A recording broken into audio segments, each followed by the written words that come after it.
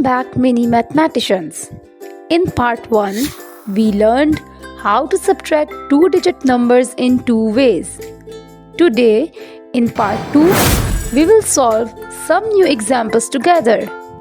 Now let's try another one. 47 minus 35. We will solve it in both ways too.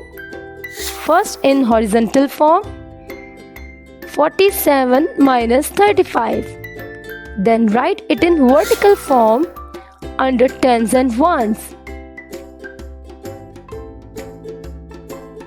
Step 1.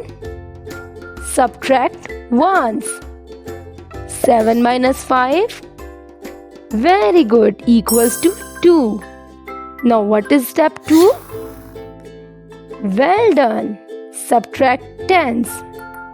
4 minus 3 equals to 1. Great job, kids. So, 47 minus 35 equals to 12.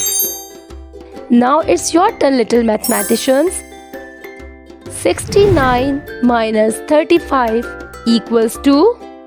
Solve this subtraction fact in both horizontal and vertical forms. Show your answer to your parents and teachers. Don't forget to like and share this video and subscribe to Mini Mathematician.